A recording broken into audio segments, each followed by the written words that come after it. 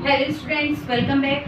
In this video we will talk about a turbulent time, the 1905 revolution. In previous video we have talked about the ideology of socialism कि किस तरह से socialism की जो ideology थी Russia में spread हुई। अब हम बात करेंगे अ टर्बुलेंट टाइम। टर्बुलेंट टाइम यानी कि एक उथल-पुथल का समय कि जिस समय पर जो सोशलिज्म की आइडियोलॉजी ये चिंगारी थी किस तरह से स्प्रेड हुई थी और किस तरह से लोगों ने चेंजेस की डिमांड की थी। Russia was an autocracy. Autocracy होता है कि एक ऐसा रूलर जिसके अकॉर्डिंग ही सब कुछ होता है, यानी कि उसी के अंडर में सारी कंप्लीट पावर है। The tsar was not subjected to parliament. Tsar है यहाँ पर, जार निकोलस II को कहा गया है कि जार जो था वो पार्लियामेंट में कोई इंटरेस्ट नहीं लेता था, यानी कि उसकी कोई रिस्पॉन्सिबिलिटी थी पार्लियामेंट के लिए। तो इससे क्या होगा, बाय द वे किसी एक ही पर्सन के पास, एक ही रूलर के पास कंप्लीट पावर होगी और वो सारा अपने अकॉर्डिंग करेगा, तो क्या हम खुश होंगे? नो। जैसे आप थिंक कर सकते हैं इस चीज को कि आप खुश होंगे, तो आपका आंसर ये है नो। तो इसी तरह से जो वहाँ के सिटीजन्स थे वो citizens happy with this, citizens उससे इस चीज से खुश नहीं थे। No liberals, social democrats and social revolutionaries wanted to end this system. अब जो वहाँ के जितने भी लोग थे, चाहे लिबरल्स थे, सोशल डेमोक्रेट्स थे या सोशल रिवोल्यूशनरी थे, वो सभी क्या चाहते थे, इस सिस्टम को चेंज करना चाहते थे कि कंप्लीट हम यानी कि जो ये ऑटोक्रेटिक सिस्टम है ये नहीं होना चाहिए। एंड डिमांडेड अ कॉन्स्टिट्यूशन, और उन्होंने एक कॉन्स्टिट्यूशन की डिमांड की कि कॉन्स्टिट्यूशन होना चाहिए, उसमें सभी के लिए राइट्स होने चाहिए। इसके अलावा they were supported by nationalist and Jadidist. Nationalist है यहाँ पर, यानी कि जो जिनके अंदर नेशन की फीलिंग हो, यानी कि जो भी राष्ट्रवादी थे। अब ये केवल लिबरल्स, सोशल डेमोक्रेट्स और सोशल रिवोल्यूशनरी चाहते थे, इसके अलावा ये जो थे नेशनलिस्ट और जेडिस्ट से भी सपोर्ट किए गए। अब इसमें आपका एक 1 मार्क्स का क्वेश्चन आता है, वो Jadidist for the Muslims reformers in Russia. Russia empire के जो मुस्लिम रिफॉर्मर्स थे, जो सुधार चाहते थे, वो वांटेड टू मॉडर्नाइज इस्लाम, यानी कि जो इस्लाम को मॉडर्नाइज करना चाहते थे वो लोग थे।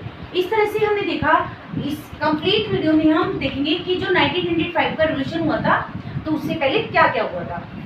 हमने देखा कि जो राजा था वो ऑटोक्रेटिक था और दूसरे उससे ना ही पब्लिक खुश थी, सिटीजन्स वहाँ के खुश नहीं थे और वो क्या चाहते थे, चेंजेस चाहते थे।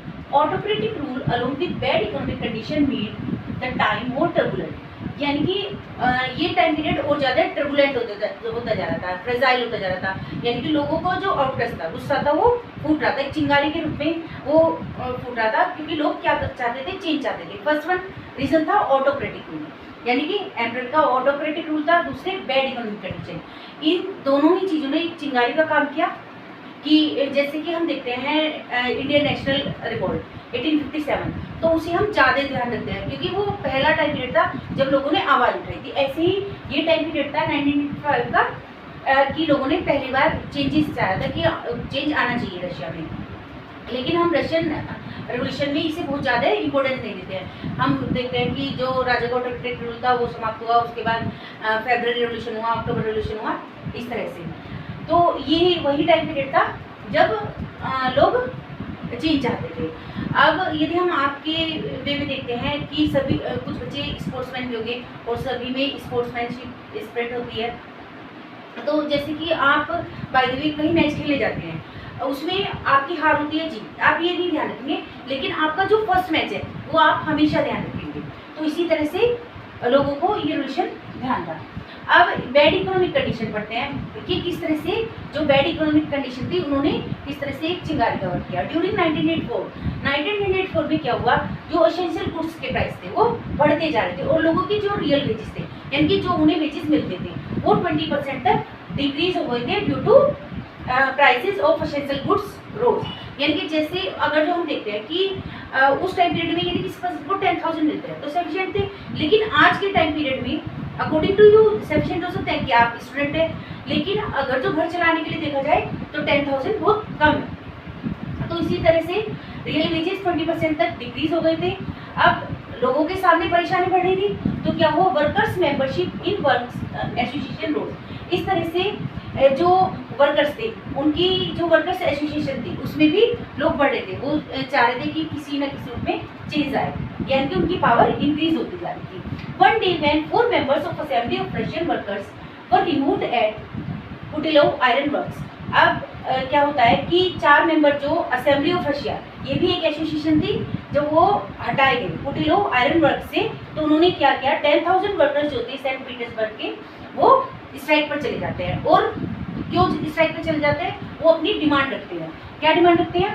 Demanding a reduction in the working hours, यानी कि जो उन्हें 15 to 16 आवर्स वर्क करना होता था, उसमें रिडक्शन होना चाहिए, कम होना चाहिए, यानी कि 8 आवर्स होने चाहिए उनके। दूसरी, इंक्रीज इन वेजेस, उनके जो वेजेस है वो इंक्रीज होने चाहिए। Next, improvement in working condition, और जो उनकी वर्किंग कंडीशन है उसमें भी इम्प्रूवमेंट होना चाहिए। इस तरह से हमने देखा कि जो रशिया में था रिवोल्यूशन की स्टार्टिंग किस तरह से। I hope turbulent time period ये आपको समझ में आ गया होगा। इसी से हमारा रिलेटेड जो नेक्स्ट टॉपिक होगा ब्लडी संडे का, ये 1985 रिवोल्यूशन से ही रिलेटेड है। ये ज़्यादातर आपका एग्जाम में भी क्वेश्चंस आते हैं। So we continue for next week.